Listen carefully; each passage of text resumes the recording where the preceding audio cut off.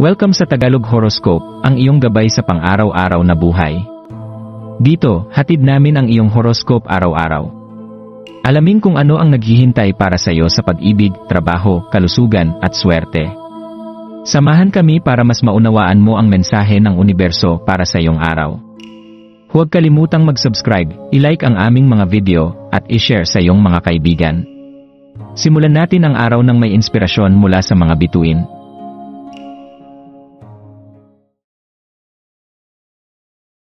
Narito ang iyong pang-araw-araw na horoscope para sa Cancer ngayong January 14, 2025. Pagyakap sa iyong inang espiritu ngayong Martes, January 14, hayaang mamayani ang iyong likas na pagiging mapag-alaga, mahal na Cancer.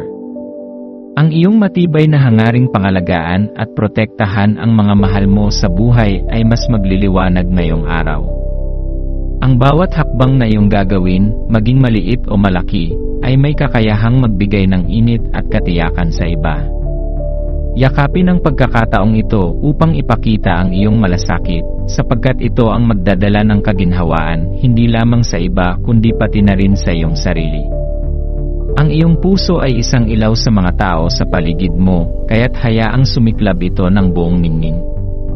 Liwanag ng buwan sa Leo, habang sumisikat ang buwan sa Leo, maaaring maramdaman mo ang panawagang magpahinga at maglaan ng oras para sa iyong sarili. Huwag kang mag-alinlangan na bigyan ang iyong sarili ng pahinga mula sa mga abala. Ang mga sandali ng pagpapahinga ay hindi tanda ng kahinaan, kundi isang mahalagang bahagi ng pagkakaroon ng balanseng buhay. Sa gitna ng kaginhawaan at katahimikan, payagan ang iyong mga pangarap na maglayad. Ito ang pagkakataon upang hayaan ang iyong isipan na malayang mag-isip at magbigay daan sa mga bagong ideya na maaaring magdala ng inspirasyon sa iyong buhay. Pagpapatibay ng kumpiyansa. Ang liwanag ng buwan sa Leo ay nagbibigay diin din sa kahalagahan ng kumpiyansa. Habang tinatamasa mo ang iyong mga tahimik na sandali, pagnilayan kung paano maaaring baguhin ng kumpiyansa ang iyong pananaw at kilos. Ang pagtitiwala sa iyong kakayahan ay magdadala ng mas matibay na koneksyon at mas makabuluhang karanasan. Tiwala sa sarili ang magiging susi upang mapalawak ang iyong abot at matuklasan ang mga bagay na magdadala ng kaligayahan sa iyo. Ika-negatibo 16 na araw ng buwan, paglalakbay patungo sa kalayaan ngayong araw. Ang enerhiya ng ika-negatibo 16 na araw ng buwan ay nagtutulak sa iyo na tuklasin ang hindi pa kilala. Ito ang panahon upang lumabas sa iyong comfort zone, kahit maliit na hakbang lamang. Ang pagyakap sa mga hamon ay magpapalakas ng iyong kalooban at magpapalawak ng iyong pananaw. Sa mga tahimik na sandali ng pagninilay, balikan ang mga aral ng nakaraan.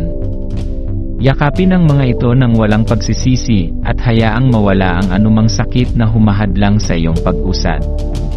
Pagbitaw at paglikha ng bagong landas. Ang araw na ito ay paanyaya rin upang bitawan ang mga pasanin na matagal nang nagpapabigat sa iyong puso.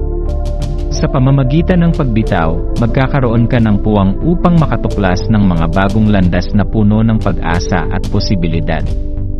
Magtiwala na ang universo ay nasa iyong likuran, gumagabay sa iyo sa tamang direksyon. Ang bawat hakbang na puno ng tiwala at pagmamahal ay magdadala sa iyo ng kaligayahan at katuparan. Pagninilay at pagyakap sa kinabukasan. Sa pagtatapos ng araw, maglaan ng sandali upang magpasalamat sa mga biyayang natanggap mo. Huwag kalimutang pahalagahan ang sarili mong pag-unlad, gaano man ito kaliit. Yakapin ang mga posibilidad na darating at gawing intensyonal ang iyong mga plano para sa hinaharap. Ang universo ay puno ng mga oportunidad para sa iyo, Cancer. Panatilihing bukas ang iyong puso at isip, at hayaang ang pagmamahal at hangaring makabuti ang gumabay sa iyong landas.